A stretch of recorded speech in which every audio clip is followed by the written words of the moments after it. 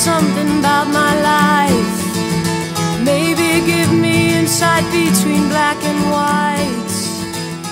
And the best thing when I came to IYG, especially at first, but throughout my entire time, there was a sense of liberation. When I would pull up in the parking lot, walk through the door, I could be myself. Here I could come and have the conversation and have the interaction and not feel quite so marginalized or quite so much of an outlier in the group. So I got to grow because of that, because I had that safe place to be myself and to get to know who I am. Well, I started coming to IYG before I had really talked to my parents about anything. I hadn't come out to them. It was really helpful in just making me feel normal and accepted. For me, the coming out process was not smooth.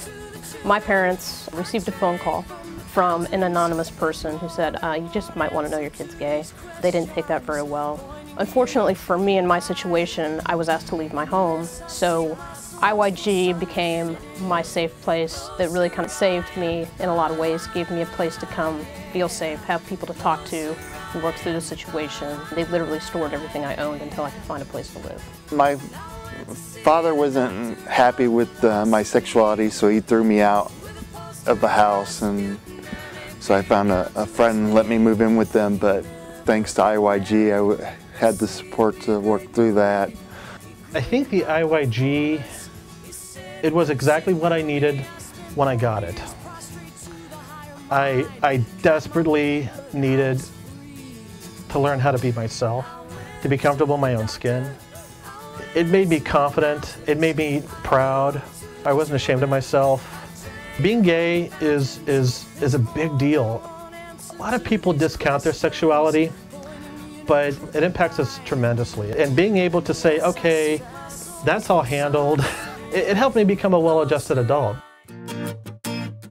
The most fun thing I did was outreach with Alfredo. We would go to raves and go to nightclubs and hand out safe sex kits and educate people on safe sex. The one time we went to a rave in a downtown hotel, it was pretty crazy. The rave organizers actually let us in.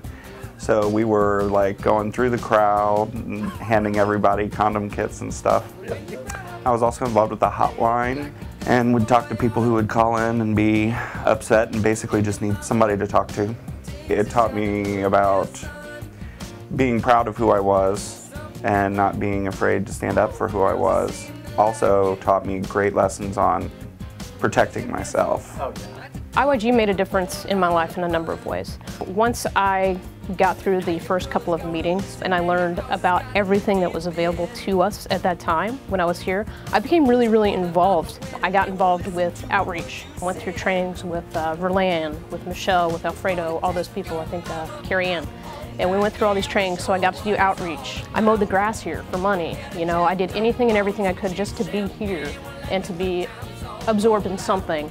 And then, of course, I worked on the crisis hotline upstairs, which was amazing because it really taught me a lot about myself, how to be aware of other people's feelings and how to be aware of my own feelings, and it helped me kind of self-counsel myself when I learned how to counsel these people over the phone, so it was really kind of neat. I'd come in here and we'd fill up both levels of these risers or whatever, and we would pack the house, and then we all transported ourselves in different cars down to the Abbey, and we continued our conversations and our experiences together, and this was a type of family in a way. We were at the Damien Center, and it was just, the only way you could hear about it was either in one of the gay newspapers or if you called the teen hotline, and it was pretty much word of mouth. Instead of telling them where we met for the youth group, we'd send them to one of the functions. That way nothing bad would happen, or it wouldn't be a prank call or something. It was in a public setting. It made me believe in myself more and make me more confident and stronger and more proud of who I am. And getting together every Thursday night with all of the youth and just talking.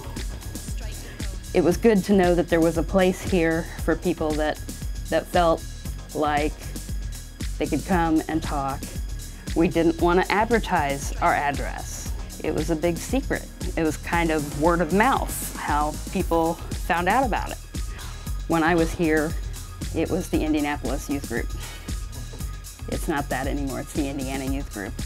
And when I was here, there was a lot of discussion about, do we even put our name on the door? Now the name is on the door. We're out, we're proud, that's great. I think it was the summer of '95. PFLAG had their national conference here. And that weekend, they decided to have like a youth summit. And so not only did we have a whole bunch of us kids here, and we all stayed here. We slept everywhere. I mean, in the hallways here, upstairs. There were all these other youths from other groups. Like down in Louisville, they had the IYG, and a whole bunch of them came up. There were people from all over that just converged here at the IYG, and we had so much fun. It was a great time. It was a big party. It was one of those things where you can't believe that the weekend was over by the time it was done. IYG was we were at both of the first two Celebration on the Circle, which is the predecessor of the current Pride. We won second place for best booth. We had a lot of fun. We had a dunk tank, and I think, part of that time we were also raising money for our trip to New Orleans. There were so many people involved at the time, and we had other adult facilitators like Trish and Renee, and we had Sister Marilyn. We had something just about every week. So we had the meeting, we had the Sunday social once a month, which was at Chris and Jeff's house, and then we had skating party, usually. And we had the monthly social event, which could be a dance. Later we introduced talent shows, which tended to be more drag than anything, but that's just the way it was. The proms were so important to a lot of people. They never had a chance to go to prom usually in school unless they went with someone of the opposite sex, and that wasn't really their real thing. When they went to the IYG proms, they got to express who they really were and be who they wanted to be. So that was really important. And Chris and Jeff were there as well.